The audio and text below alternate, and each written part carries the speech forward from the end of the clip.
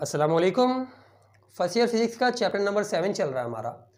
और last video के अंदर हमने इस चैप्टर की जो थ्योरी थी वो सारी की सारी ख़त्म कर ली थी और ये कहा था कि नेक्स्ट वीडियो से हम लोग इस चैप्टर के जो न्यूमेरिकल्स हैं उन्हें स्टार्ट करेंगे। तो टोटल कोई 8 न्यूमेरिकल्स हैं जिनमें से 4 हम लोग आज की इस वीडियो के अंदर कवर करेंगे जल्दी जल्दी, और फिर जो 4 रह जाएंगे वो नेक्स्ट वीडियो के अंदर कवर करके इस चैप्टर को एंड करेंगे। और फिर जो हमारा चैप्टर नंबर 8 है फर्स्ट ईयर फिज़िक्स का उसे स्टार्ट करेंगे। तो न्यूमेरिकल की हमारे पास फिर ये आज पहली वीडियो होगी जिसके अंदर 4 न्यूमेरिकल्स हम लोग परफॉर्म करेंगे। प्रॉब्लम नंबर 1, 2, 3 एंड 4, और फिर जो आगे के 4 रह जाएंगे 5, 6, 7 एंड 8 वो हम लोग नेक्स्ट वीडियो के अंदर कवर करके इस चैप्टर को ख़त्म करेंगे। अच्छा, प्रॉब्लम नंबर 1 से अगर हम लोग स्टार्ट करें तो प्रॉब्लम नंबर 1 के अंदर चैप्टर नंबर 7 के वो हमें क्या बता रहे हैं कि calculate the work done by a force F. आप क्या करो कि कैलकुलेट करके बताओ वर्क डन को जो कि एक फोर्स परफॉर्म कर रही है, मतलब एक फोर्स की वजह से जिसकी वैल्यू उन्होंने हमें वेक्टर फॉर्म के अंदर दी हुई है। और इस प्रॉब्लम को सॉल्व करने के लिए आपको जो हम लोगों ने चैप्टर नंबर 2 के अंदर फर्स्ट ईयर फिज़िक्स के जितने भी कॉन्सेप्ट्स बनाए थे कि वेक्टर्स को किस तरह से ऐड करते हैं, किस तरह से सॉल्व करते हैं, हेड टू टेल रूल वगैरह, तो वो सारी की सारी चीज़ें इस प्रॉब्लम के अंदर जो है वो आपको ज़रूरत पड़ेगी उनकी। तो आपसे कहा क्या जा रहा है कि आप वर्क डन कैलकुलेट करके बताएं, जो हमने यहाँ पे पहले ही लिख दिया है कि आप वर्क डन कैलकुलेट करके बताएं। इस फोर्स की वजह से हुआ ये वाला वर्क डन, ठीक है, जो आपको वेक्टर फॉर्म के अंदर इसकी वैल्यू दी हुई है 3i प्लस का 4j प्लस का 5k, 3i प्लस का 4j प्लस का 5k, ठीक है। और इसने डिस्प्लेसमेंट क्या करवाई है, मतलब एक बॉडी को क्या कितनी डिस्प्लेसमेंट करवाई है, वो डिस्प्लेसमेंट भी आपको जो है वो उन्होंने वेक्टर फॉर्म के अंदर दी हुई है कि by a force in displacing a body from position B to position A along a straight path. एक स्ट्रेट पैथ के ऊपर इसने एक बॉडी को मूव करवाया है इस फोर्स ने पॉइंट बी से लेकर ए तक, ठीक है। और जो पोजीशंस वेक्टर्स हैं पॉइंट ए और पॉइंट बी के वो भी आपको दिए हुए हैं आगे रिस्पेक्टिवली। आर ए जो है वो पोजीशन वेक्टर है आपके पास ए पॉइंट का, और आर बी जो है वो आपके पास पोजीशन वेक्टर है बी पॉइंट का। और इनकी वैल्यूज़ भी आपको दी हुई है कि आर ए की जो वैल्यू है वो ये है जो कि मीटर के अंदर होगी 2i प्लस का 5j माइनस का 2k, ठीक है। और जो आर बी की वैल्यू दी हुई है आपको वो दी हुई है 7i प्लस का 3j माइनस का 5k। और अब अगर इसे हम लोग जो है वो सॉल्व करें तो सबसे पहले तो यहाँ पे हम लोग अपनी एक अंडरस्टैंडिंग के लिए हमने यहाँ पे वेक्टर ड्रॉ कर लिए हैं कि ये आपके पास जो है वो आर ए है, ये आपके पास आर बी है। और आपसे कहा क्या जा रहा है कि पॉइंट बी के ऊपर एक बॉडी पड़ी हुई थी जिसके ऊपर जब हम लोगों ने फोर्स लगाई, जिसके ऊपर जब फोर्स लगी गई तो ये बॉडी जो है वो डिस्प्लेस हो गई पॉइंट बी से पॉइंट ए की तरफ स्ट्रेट पैथ को कवर करते हुए। तो इस वाले डिस्टेंस को हम लोग बोल देते हैं कि ये जो डिस्टेंस है आपके पास एस है। और अगर हम इसे सॉल्व करें तो वर्क डन का फॉर्मूला हमने क्या पढ़ा है कि वर्क डन जो होता है वो आपके पास फोर्स और डिस्प्लेसमेंट का डॉट प्रोडक्ट होता है, ठीक है। वर्क डन जो होता है वो आपके पास फोर्स और डिस्प्लेसमेंट का डॉट प्रोडक्ट होता है। तो सबसे पहले ये चीज़ देख के हमें क्या समझ में आ रहा है कि हमें एस की वैल्यू निकालनी है, एस की वैल्यू निकालनी है। उन्होंने हमें ये वाली वैल्यू दी हुई है, ये वाली वैल्यू दी हुई है, और एस जो है वो हमें कैलकुलेट करना है ताकि हम इस वाले फार्मूले के एफ तो पहले से मौजूद है, एस हम लोग यहाँ से कैलकुलेट करेंगे और इस वाले फार्मूले के अंदर जब हम लोग पुट करेंगे तो हमारे पास वर्क डन की वैल्यू आ जाएगी। काफ़ी सिंपल सा ये प्रॉब्लम है। तो इक्वेशन या फिर ये वेक्टर देख के क्या समझ में आ रहा है, जो कि हमने हेड टू टेल रूल के अंदर देखा भी था कि एक वेक्टर दूसरा वेक्टर, और ये जो होता है ये आपके पास रिजल्टेंट वेक्टर होता है। ये अगर वेक्टर ए है, ये वेक्टर बी है जो कि हेड टू टेल रूल से जुड़े हुए हैं, तो ये वाला जो वेक्टर होता है जो कि फर्स्ट वाले वेक्टर की टेल से लेकर सेकंड वाले वेक्टर के हेड तक जो है वो जा रहा होता है, उसे हम लोग रिजल्टेंट वेक्टर बोलते हैं। तो और ये हम लोग ऐड निकालते कैसे हैं, आर जो होता है वो ए प्लस बी के इक्वल होता है, तो यहाँ पे अगर हम लोग देखें तो आर ए जो है वो बेसिकली रिजल्टेंट वेक्टर है R B plus R plus हमारे पास ये वाला एस फैक्टर।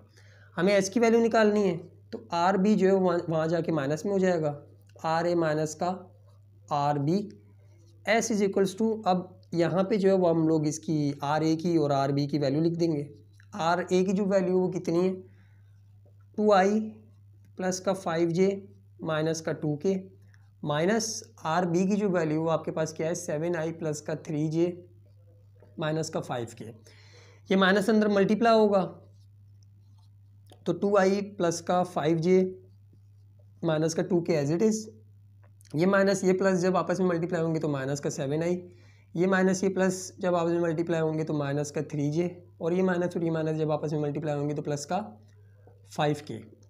अब आई वाली जितनी भी वैल्यूज़ है उनको आप जो है वो आपस में ऐड कर दो, मतलब ये वाली वैल्यू इसके साथ ऐड होगी तो 2i प्लस का और माइनस का 7i हमारे पास वैल्यू क्या आएगी माइनस का 5i। ठीक है, ये प्लस का है ये माइनस का है, इन दोनों को जब आप लोग कैलकुलेटर के अंदर डाल के सॉल्व करोगे कि प्लस का 2 माइनस का 7 तो आपके पास जो आंसर आएगा वो माइनस का 5 आएगा।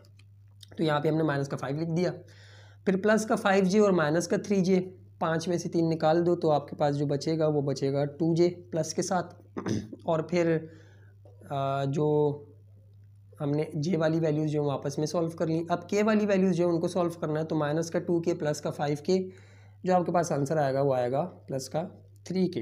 तो ये आपके पास वैल्यू आ गई s की। अब सिंपली इक्वेशन नंबर 1 के अंदर अगर हम लोग डालें दोनों की वैल्यूज़ तो वर्क डन निकल के आ जाएगा। f की वैल्यू क्या है हमारे पास 3i प्लस का 4j और प्लस का 5k, और यहाँ पे जो आपके पास माइनस का 5i प्लस का 2j और प्लस का 3k। अब यहाँ पे जो हमने सॉल्व करना है उसको वो डॉट प्रोडक्ट लेना है बेसिकली, क्योंकि वर्क डन जो होता है वो आपके पास डॉट प्रोडक्ट होता है फोर्स और डिस्प्लेसमेंट का। और डॉट प्रोडक्ट कैसे सॉल्व करते हैं हम लोगों ने चैप्टर नंबर 2 के अंदर काफ़ी डिटेल के अंदर जो वो डिस्कस किया हुआ है, तो तभी हम लोग इसको यहाँ पे डायरेक्ट सॉल्व करेंगे। हमें पता है कि आई वाली वैल्यूज़ के साथ मल्टीप्लाई होती हैं, क्योंकि आई और आई जब आपस में या फिर आई और आई का डॉट प्रोडक्ट जो होता है जब आप लेते हो तो वो 1 के इक्वल आता है। वो कॉन्सेप्ट पूरा पीछे वही चैप्टर नंबर 2 वाला है। तो 3 जब 5 से मल्टीप्लाई होगा तो हमारे पास जो वर्क डन की वैल्यू आएगी वो कितनी आएगी 3 जब 5 से मल्टीप्लाई होगा तो 3 5 15, और यहाँ पे प्लस और यहाँ पे माइनस, या फिर इसको लिख लेते हैं कि 3 प्लस के साथ और ये मल्टीप्लाई होगा माइनस के 5 के साथ। ठीक है, इस एक स्टेप बढ़ा लेते हैं। फिर उसके बाद जो है वो हमारे पास प्लस का 4j और प्लस का आपके पास 2j, तो यहाँ पे बीच में प्लस आ जाएगा क्योंकि ये और ये जब आपस में प्लस मल्टीप्लाई होंगे तो प्लस आएगा, और 4 और आपके पास 2 जब मल्टीप्लाई होंगे तो हम लोग इनको ऐसे ही लिख देते हैं यहाँ पे। फिर प्लस और प्लस दोनों आपस में हमारे पास जो वैल्यू आएगी वो प्लस आएगी, और 5 जब 3 से मल्टीप्लाई होगा तो हम लोग यहाँ पे इस तरह से लिख देते हैं इसको। तो work done is equals to 3 जब माइनस के 5 के साथ मल्टीप्लाई होगा तो माइनस का 15 आएगा। ठीक है, बीच में प्लस 4 2 से मल्टीप्लाई होगा तो 8 आएगा, और प्लस 5 3 से मल्टीप्लाई होगा तो हमारे पास जो वैल्यू आएगी वो 15 आएगी। ये प्लस का और ये माइनस का 15 आपस में कैंसिल। वर्क डन की जो वैल्यू आ रही है वो किसके इक्वल आ रही है 8 और साथ में जूल, जो कि हमारे पास वर्क की यूनिट है। ये दोनों मीटर के अंदर थे, ये न्यूटन के अंदर था। सारी जो चीज़ें थी वो हमारे पास एसआई यूनिट के अंदर थी, तो यहाँ पे इसकी जो यूनिट आएगी वो 8 जूल्स आएगी। तो ये आपके पास प्रॉब्लम नंबर 1 था, काफ़ी इजी सा था। अब अगर इसी तरह हम लोग प्रॉब्लम नंबर 2 के ऊपर जाएं तो प्रॉब्लम नंबर 2 की भी हम साथ साथ जो है वो जल्दी से वर्डिंग पढ़ते हैं और उसको सॉल्व करते हैं एक साथ यहीं पे। प्रॉब्लम नंबर 2 के अंदर वो हमें बता रहे हैं कि 2000 kg की कार है। प्रॉब्लम नंबर 2 है, बोल रहे हैं कि a 2000 kg car travelling at 20 meter per second. सबसे पहले उन्होंने हमें क्या इन्फॉर्मेशन थी डाटा के अंदर जो हम लोग लिखेंगे कि मास दे दिया उन्होंने हमें 2000 kg, जो कि एक कार का है जो मूव कर रही है वेलोसिटी के साथ कितनी 20 मीटर पर सेकेंड। ठीक है, ये एक कार है 2000 केजी की जो कि 20 मीटर पर सेकेंड की वेलोसिटी से मूव कर रही है। कम्स टू रेस्ट, यानी कि ये वाली जो है ये इनिशियल वेलोसिटी हो गई और फाइनल वेलोसिटी उसकी क्या हो गई, ज़ीरो हो गई। मतलब इतनी वेलोसिटी से वो चल रही थी और वो रेस्ट के अंदर आ गई on a level ground in a distance of 100 meter. और उसने जो डिस्टेंस कवर किया वो 100 मीटर का डिस्टेंस कवर किया। How large is the average frictional force tending to stop it. आपको जो है वो फोर्स निकाल के बतानी है। वही चैप्टर नंबर 3 वाला जो है वो यहाँ पे न्यूमेरिकल है कि आपके पास एक गाड़ी जो है वो मूव कर रही थी 20 मीटर पर सेकेंड की वेलोसिटी के साथ जो कि इनिशियल थी, और यहाँ पे इस पॉइंट के ऊपर जब इसकी वेलोसिटी 20 मीटर पर सेकेंड थी तो इसके ऊपर ब्रेक लगाया गया या फिर फ्रिक्शनल फोर्स अप्लाई की, एक्सटर्नल फोर्स इसके ऊपर अप्लाई की गई जो कि ब्रेक से ही लगती है बेसिकली। तो जब इसके ऊपर ब्रेक लगाई गई तो आहिस्ता आहिस्ता क्या हुआ कि इसकी वेलोसिटी कम होती गई और इस पॉइंट के ऊपर जब ये गाड़ी पहुंची तो इसकी वेलोसिटी क्या हो गई, 0 मीटर पर सेकेंड हो गई।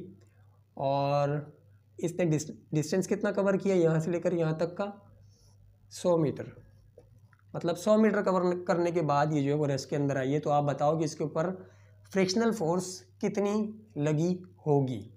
तो इसको आप चैप्टर नंबर 3 वाले मेथड से भी सॉल्व कर सकते हो, जैसे अब हमने वहाँ पे कैलकुलेट किया था, यही वाली चीज़ कैलकुलेट की थी कि आप डी एक्सेलरेशन निकालो 2as वाला फार्मूला लगा के 2as is equals to vf² minus का vi²। ठीक है, यहाँ पे आपके पास s की जगह पे 100 मीटर आ जाएगा, यहाँ पे 0 आ जाएगा, vi की जगह पे ये आ जाएगा। यहाँ से आप लोग एक्सेलरेशन की वैल्यू निकालोगे जो कि नेगेटिव के अंदर आएगी। कुछ नेगेटिव के अंदर क्यों आएगी, क्योंकि ये डी एक्सेलरेट हो रही है। ठीक है, फिर उसके बाद जो है वो आप लोग f is equals to ma का फार्मूला लगाओगे, m आपके पास है, एक्सेलरेशन ये वाली डालोगे तो आपके पास नेगेटिव के अंदर जो है वो कुछ ना कुछ वैल्यू आ जाएगी इस फोर्स की जो कि आपकी बुक के अंदर भी दी हुई है। इस वाले मेथड से भी कर सकते हैं इसको सॉल्व, और एक और मेथड से भी कर सकते हैं। चूँकि हम लोग ये चैप्टर नंबर 7 पढ़ रहे हैं वर्क पावर एंड एनर्जी वाला, तो हम वही वाला मेथड जो है वो यहाँ पे इस्तेमाल करेंगे या इसी का कॉन्सेप्ट जो है इस्तेमाल करेंगे। और इसका कॉन्सेप्ट क्या है कि यहाँ पे जो है वो हमने जब एक्सटर्नल फोर्स लगाई या फिर फ्रिक्शनल फोर्स इस बॉडी के ऊपर लगी तो वो जो फ्रिक्शनल फोर्स थी उसने वर्क डन करवाया, नेगेटिव वर्क करवाया। ठीक है, नेगेटिव वर्क जो है वो यहाँ पे जब इसने करवाया तो बेसिकली हुआ क्या, उस वर्क ने क्या किया कि इसकी एनर्जी के अंदर चेंज आया। वो जो वर्क था वो इस बॉडी की एनर्जी के अंदर चेंज लेके आया, यानी कि वर्क डन ने क्या किया कि इसकी काइनेटिक एनर्जी को चेंज कर दिया। क्यों, क्योंकि इसके पास जब यहाँ पे हम लोग देखें तो अगर यहाँ पे हम लोग देखें तो इसके पास जो काइनेटिक एनर्जी थी वो कुछ और होगी, क्योंकि इसकी वेलोसिटी 20 मीटर पर सेकेंड थी और आहिस्ता आहिस्ता इसकी वेलोसिटी कम होती गई। तो इसका मतलब क्या हुआ कि इसकी काइनेटिक एनर्जी के अंदर चेंज आता गया और फाइनल पोजीशन के ऊपर जब ये पहुंची, जब ये रेस्ट में आ गई तो उसकी काइनेटिक एनर्जी असल में क्या हो गई, 0 हो गई। तो हम यहाँ पे ये कह सकते हैं कि जो वर्क डन हुआ इस कार के ऊपर जो कि उस ब्रेकिंग फोर्स ने किया, उसने क्या किया कि उसने इसकी काइनेटिक एनर्जी को चेंज कर दिया। और ये चेंज हम लोग कैसे कैलकुलेट करते हैं, फाइनल माइनस इनिशियल, यानी कि काइनेटिक एनर्जी इसकी फाइनल वाली माइनस काइनेटिक एनर्जी इसकी इनिशियल वाली। वैल्यूज पुट कर दो। काइनेटिक एनर्जी का जो फार्मूला होता है वो हाफ का mv² होता है, तो हाफ का mvf का स्क्वायर जो कि वो वाली होगी और माइनस हाफ का mvi का स्क्वायर। ठीक है, w इज इक्वल्स टू यहाँ पे हम लोग जो है वो 0 पुट करेंगे, 0 का स्क्वायर और माइनस हाफ का, यहाँ पे हम लोग जो है वो अगर इसकी मास की भी वैल्यू लिख दें तो 2000 और vi जो थी वो आपके पास 20 थी तो 20 का स्क्वायर। यहाँ भी अगर मास लिखना है तो लिख दो। वैसे ये पूरा ही 0 हो जाएगा क्योंकि 0 जब सबसे मल्टीप्लाई होगा तो इस पूरी वैल्यू को 0 कर देगा। और ऐसे ही है कि इसकी फाइनल यहाँ पे इस पोजीशन के ऊपर जो काइनेटिक एनर्जी होगी वो 0 होगी, तो हम डायरेक्ट 0 भी पुट कर सकते थे और हमने फॉर्मूले से भी देख लिया कि वो 0 ही आ रहा है पूरा। जब आप इस 0 का स्क्वायर लोगे तो 0 ही आएगा, 0 पूरी वैल्यू से मल्टीप्लाई होगा तो 0 ही आएगा। और यहाँ पे अगर हम लोग देखें तो ये 2 और यहाँ पे जो है वो आपके पास जब ये कटेगा तो ऊपर 1000 बच जाएगा, तो यहाँ पे 1000 आ गया। और जो 20 का स्क्वायर होता है वो आपके पास 400 होता है। इन दोनों को आपस में मल्टीप्लाई करवाओ तो नेगेटिव के अंदर आपके पास जो वर्क डन की वैल्यू आएगी वो कितनी आएगी, 20 मल्टीप्लाई बाई 20 400, और 400 को जब आप मल्टीप्लाई करवाओगे 1000 से, ठीक है, तो आपके पास जो वैल्यू आएगी वो कितनी आएगी, 400,000 जूल्स। ठीक है, ये आपके पास वर्क डन आ गया। अब उन्होंने हमसे वर्क डन नहीं पूछा, बल्कि उन्होंने हमसे क्या पूछा है कि आप फोर्स निकाल के बताओ कि उसके ऊपर जो एवरेज ब्रेकिंग फोर्स लगी है। तो सिंपली यहाँ पे वर्क डन का फार्मूला लगा दो। वर्क डन का फार्मूला किसके इक्वल होता है, F इंटू एस के। ठीक है, F इंटू एस के इक्वल अगर वर्क डन का फार्मूला होता है, ठीक है, तो हमारे पास वर्क डन की वैल्यू कितनी है, नेगेटिव का 400,000। F हमें निकालना है, S हमें पता है कि कितना है, S हमारे पास कितना था 100 यहाँ जाके डिवाइड हो जाएगा, तो 400,000 इक्वल्स टू F और डिवाइडेड बाय 100। ये 2 0 आपस में कैंसिल। F की जो वैल्यू है वो आपके पास कितनी आई, माइनस का 4000 न्यूटन। और अगर आपकी बुक के अंदर देखा जाए ये इसको अगर हम लोग वेरीफाई करें तो जो आपके पास बुक के अंदर आपके पास आंसर लिखा हुआ वो भी यही लिखा हुआ है 400,000। नेगेटिव का क्यों आ रहा है, क्योंकि ये ब्रेकिंग फोर्स है जिसने इस गाड़ी को जो है वो रोका है, तो इसलिए इसकी वैल्यू जो है ये नेगेटिव जो है इसकी डायरेक्शन को शो कर रही है कि जो ये हमारे पास फोर्स लगी है ब्रेकिंग फोर्स लगी है और डी एक्सेलरेशन हुई है उसके अंदर बेसिकली, तो तभी ये नेगेटिव जो है यहाँ पे आ रहा है। और बाकी जो मैग्नीट्यूड होगा उसका वो 4000 न्यूटन होगा उस फोर्स का। ये आपके पास प्रॉब्लम नंबर जो है वो 2 था। इसी तरह अगर हम लोग प्रॉब्लम नंबर 3 के ऊपर बढ़ें तो प्रॉब्लम नंबर 3 को भी हम लोग देख लेते हैं कि 3 के अंदर उन्होंने हमसे क्या पूछा हुआ है। तो प्रॉब्लम नंबर 3 के अंदर वो हमसे बोल रहे हैं कि 100 kg man is in a car travelling at 20 meter per second. Problem number 3 के अंदर हमसे वो बोल रहे हैं कि हमारे पास एक 100 kg का बंदा है, ठीक है, 100 kg का बंदा है जो कि कार के अंदर ट्रैवल कर रहा है, जिसकी वेलोसिटी जो है वो आपके पास कितनी है 20 मीटर पर सेकेंड, और ये भी इसकी इनिशियल वेलोसिटी होगी, पिछले वाले की तरह का ही है ये, मतलब प्रॉब्लम नंबर 2 की तरह का ही कोई प्रॉब्लम लग रहा है। 20 मीटर पर सेकेंड की वेलोसिटी से ये जो है मूव कर रहा है। Find his kinetic energy. Part A के अंदर हमसे उन्होंने पूछा है कि आप इस बंदे की काइनेटिक एनर्जी निकाल के बताओ, ये तो काफ़ी आसान सा है। और पार्ट बी के अंदर वो हमसे क्या बोल रहे हैं कि the car strikes a concrete wall and comes to rest after the front of the car has collapsed. VF जो होगी वो इसकी 0 मीटर पर सेकेंड होगी, ठीक है, मतलब क्या हुआ कि वो कार जो मूव कर रही थी, अब आगे एक कंक्रीट वॉल थी, एक दीवार थी, ठीक है, सीमेंट की, और उसके साथ ये कार जो है वो जाके कोलैप्स हो गई। कार ने जाके उसको टक्कर मारी और ये उसके साथ जाके कोलैप्स हो गई है, फिर वहाँ पे इनका क्रैश हो गया। और has collapsed 1 meter the man wearing a seat belt and harness. और जब इसने इसको क्रैश किया तो 1 मीटर का डिस्टेंस जो है वो बंदा आगे की तरफ गया, या फिर उसका जो फ्रंट था कार का उसने 1 मीटर का डिस्टेंस ट्रैवल किया, या फिर 1 मीटर तक जो है वो कोलैप्स हुई है। 1 मीटर तक जो है वो कोलैप्स होती रही है। तो हमारे पास जो डिस्टेंस आया पार्ट बी के अंदर उन्होंने बोला है कि 1 मीटर तक जो है वो कार कोलैप्स होती रही है, और जो बंदा था उसने सीट बेल्ट और हार्नेस पहना हुआ था। हार्नेस सीट बेल्ट की तरह का ही होता है जो बंदे को रोक के रखता है एक्सीडेंट की सूरत में, ठीक है। तो अब आपसे पूछा क्या जा रहा है कि what is the average force exerted by the belt and harness during the crash. अब आप बताओ कि जो एवरेज फोर्स थी जो उस सीट बेल्ट और जो हार्नेस बंदे ने पहना हुआ था उसने कितनी फोर्स लगाई होगी उस बंदे के ऊपर जब ये क्रैश हो रहा होगा। तो पार्ट ए तो काफ़ी आसान सा, पार्ट ए में काइनेटिक एनर्जी निकालनी है, तो सिंपली हाफ का mv²। तो काइनेटिक एनर्जी किसकी इक्वल आएगी, हाफ का m की जगह पे 100 आ जाएगा, v की जगह पे आएगा 20 और इसका स्क्वायर, ठीक है। Kinetic energy is equals to, ये आपस में कटेंगे तो यहाँ 50 आ जाएगा, और 50 × 400 तो काइनेटिक एनर्जी की वैल्यू जो है वो आपके पास कितनी आ जाएगी, 50 × 400 कितना होता है, 400 × 50 जो होता है वो आपके पास 20,000 होता है। तो जो हमारे पास वैल्यू आई है काइनेटिक एनर्जी की वो कितनी आई है, 20,000, और क्योंकि ये एनर्जी है तो आपके पास इसकी जो यूनिट है वो जूल होगी। काइनेटिक एनर्जी की वैल्यू आ गई। ये हमारा पार्ट 1 जो था वो सॉल्व हो गया। अब इसी तरह अगर हम लोग पार्ट बी के ऊपर चलें तो पार्ट बी सेम उसी तरह सॉल्व होगा जैसे प्रॉब्लम नंबर 2 हमने सॉल्व किया है। तो सबसे पहले अगर हम लोग यहाँ पे वही बताएं कि वर्क डन जो किया है या फिर वर्क डन जो हुआ है यहाँ पे, ठीक है, उसने इसकी काइनेटिक एनर्जी को चेंज किया है। 20 meter per second square, 20 meter per second पे जो इसकी काइनेटिक एनर्जी थी वो इतनी थी, और बाद में आप लोग हमें बता रहे हो कि वो रेस्ट के अंदर आ गई तो उसकी काइनेटिक एनर्जी जो है वो ज़ीरो हो गई होगी। तो वही work done is equals to kinetic energy final और माइनस का काइनेटिक एनर्जी इनिशियल। फाइनल हमें पता है कि वो ज़ीरो हो गई और माइनस का जो हमने इनिशियल काइनेटिक एनर्जी निकाली है वो कितनी आई थी, 20,000। ठीक है, तो हमने यहाँ पे 20,000 लिख दी।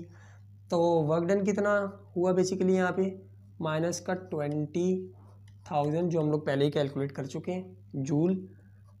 ठीक है, ये हमारे पास आ गया जूल। और अगर हम लोग फोर्स बताएं तो वर्क डन मतलब कितनी फोर्स ने ऐसा वर्क डन करवाया है, तो यहाँ पे हम लोग बताएंगे कि वर्क डन जो होता है वो आपके पास F × S के इक्वल होता है। तो वर्क डन की जगह पे F × S लिखेंगे और आगे माइनस का 20,000 एज इट इज़ आएगा।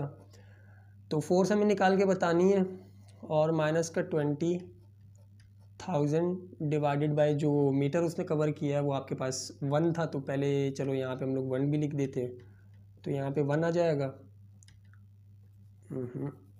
Force into 1 is equals to minus का 20,000।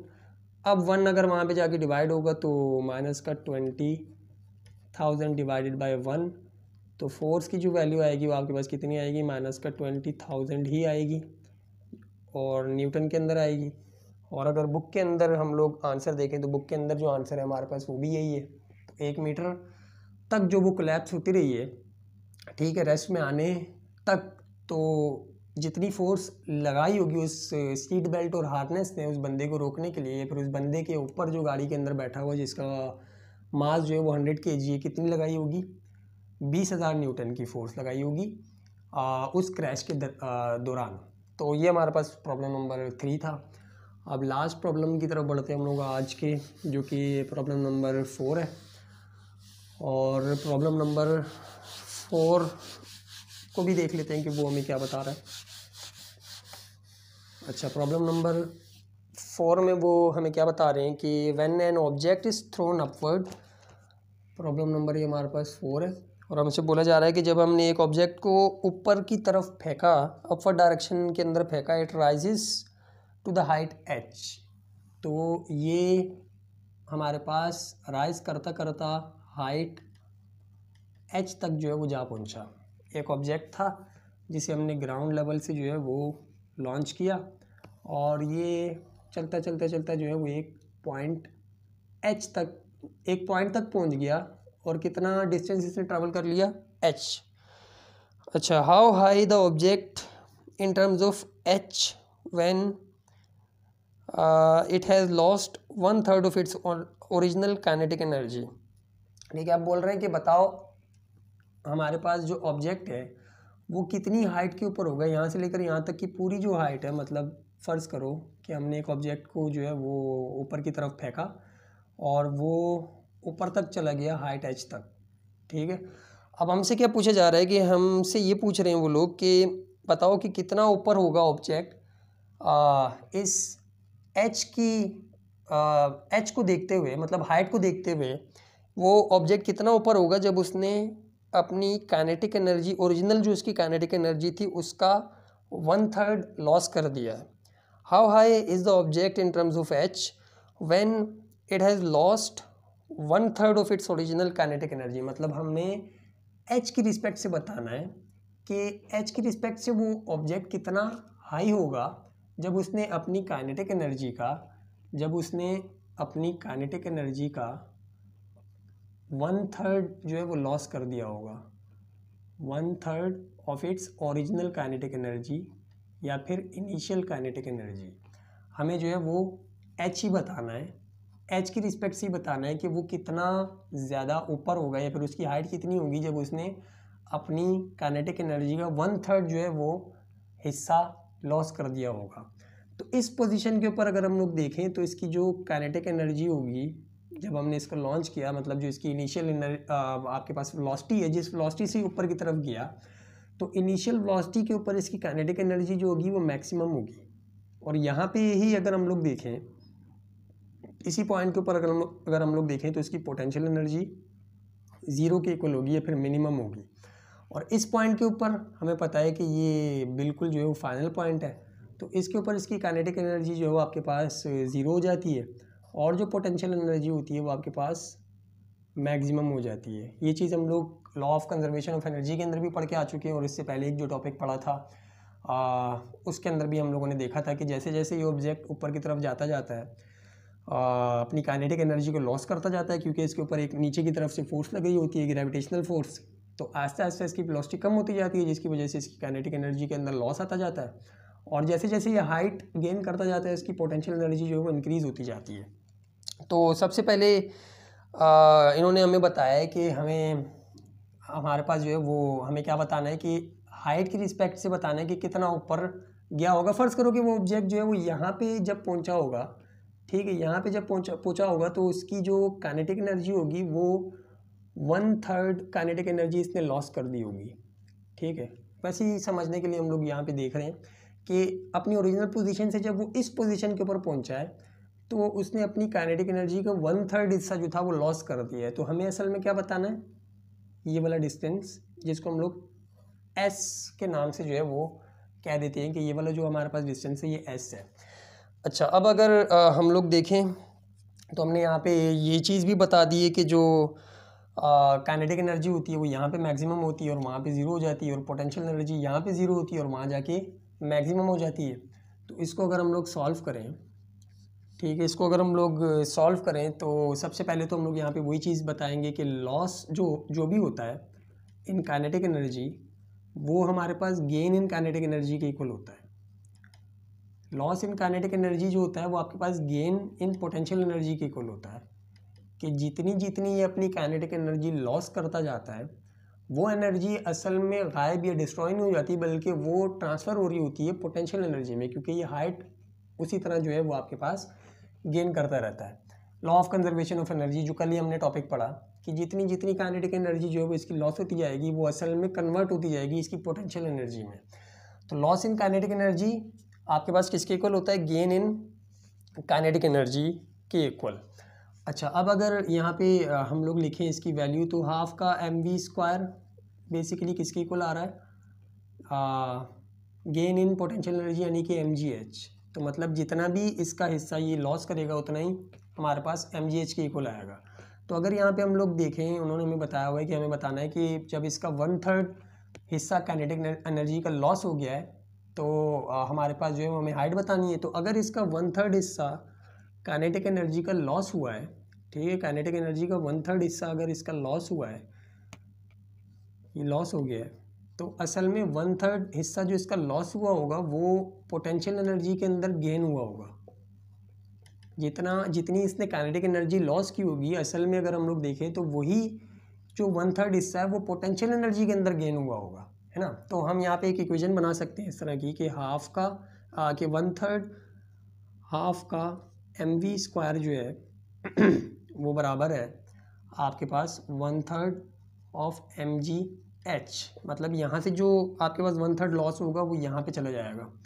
इसको बोल दो कि ये हमारे पास जो है वो इक्वेशन नंबर 1 है जो कि आगे हम लोग इस्तेमाल करेंगे, ठीक है। अब अगर हम लोग देखें तो इस पोजीशन के ऊपर, जब इस पोजीशन के ऊपर ये बंदा पहुंचा होगा तो इसकी जो काइनेटिक एनर्जी होगी वो कितनी होगी, इतनी लॉस हो चुकी होगी। हम ऐसे अज्यूम कर रहे हैं कि ये वो हाइट है जिसके ऊपर इस बॉडी ने अपनी 1/3 काइनेटिक एनर्जी जो है वो लॉस कर दी है। तो 1/3 काइनेटिक एनर्जी जब इस बंदे ने यहाँ पे हमारे पास लॉस कर दी है, ठीक है, तो इस वाले पॉइंट के ऊपर इसकी पोटेंशियल एनर्जी कितनी होगी, mg अब h नहीं आएगा, अब हम लोग ये वाला s वाला डिस्टेंस लेंगे, क्योंकि हम लोग इसको s कंसीडर कर रहे हैं, कुछ भी हो सकता है। s जो होता है वो हमारे पास, हमें वही निकाल के बताना है उनको इन टर्म्स ऑफ h, कि हमारे पास जो s है वो h के मुकाबले में कितना होगा। तो यहाँ पे हम लोग लिख देंगे कि भाई इस पोजीशन के ऊपर इसने इतनी काइनेटिक, अपनी 1/3 काइनेटिक एनर्जी लॉस कर दी, और जितना डिस्टेंस होगा यहाँ से लेकर, ज़मीन से लेकर यहाँ तक, इसका वो s होगा। तो हम लोग यहाँ पे लिख देते हैं कि mgs, मतलब इतना जो इसने लॉस किया इस पोजीशन के ऊपर, जो इसकी पोटेंशियल एनर्जी होगी वो इतनी होगी, mgs के इक्वल होगी। अब अगर हम लोग देखें तो यहाँ पे हम लोग काइनेटिक एनर्जी की वैल्यू लिखें, हाफ का mv², ठीक है, इज इक्वल्स टू mgs के इक्वल होगा। अब यहाँ पे हमने एक इक्वेशन बनाई है ये वाली कि हाँ 1/3 ऑफ हाफ का mv², यानी कि काइनेटिक एनर्जी जो वो आपके पास हाफ का 1/3 of gain in potential energy के इक्वल है। तो इसकी जगह पे हम लोग ये लिख सकते हैं, ये हमारे पास यहाँ पे ये बना हुआ है, तो ये इसके इक्वल है। अब इसकी जगह पे हम लोग ये लिख सकते हैं, तो 1/3 mgh जो है वो इक्वल आएगा आपके पास mgs के, और हमारे पास जो इक्वेशन बनी कुछ इस तरह से बनी। अब m से कैंसिल हो गया, g से कैंसिल हो गया, तो 1/3 of h is equals to s, यानी कि s जो उन्होंने हमसे पूछा था कि आप बताओ कि हाउ हाई, यानी कि कितना डिस्टेंस या फिर कितनी हाइट के ऊपर इसकी क्या बोलते हैं जो काइनेटिक एनर्जी होगी वो 1/3 उसकी जो है वो लॉस हो गई होगी, और हमने बताना किसकी रिस्पेक्ट से था, h की रिस्पेक्ट से था। तो इसलिए हमने इतना ज़्यादा जो है ये काम किया है कि 1/3 ऑफ इट्स हाइट। मतलब क्या है इसका, कि जब ये वाली बॉडी जिसको हमने यहाँ से लॉन्च किया था, ये जितनी भी हाइट हो उसके 1/3 के ऊपर जब पहुँचेगी, ठीक है, 1/3 के ऊपर जब पहुँचेगी तो इसकी काइनेटिक एनर्जी का, ये अपनी काइनेटिक एनर्जी का जो है वो 1/3 हिस्सा लॉस कर चुकी होगी। तो इसकी रिस्पेक्ट से हमने यहाँ पे बताया, मतलब हाइट अगर इसकी जी इसकी थी, अगर ये 10 मीटर तक ऊपर गया था, तो 10 मीटर का अगर हम लोग तीसरा हिस्सा निकालें, यानी कि 10 मीटर को डिवाइड करें 3 से, तो हमारे पास जो आंसर आएगा, ये जितनी भी हाइट आएगी उतनी हाइट के ऊपर इसकी काइनेटिक एनर्जी जो है वो 1/3 लॉस हो चुकी होगी। तो ये हमारे पास जो है वो प्रॉब्लम नंबर 4 था चैप्टर नंबर 7 का। अब इसके 4 मज़ीद जो प्रॉब्लम्स रह गए हैं वो हम आने वाली वीडियो के अंदर कवर करेंगे। तो आज के लिए इतना ही, मिलते हैं फिर अगली वीडियो में, तब तक के लिए अल्लाह हाफिज़।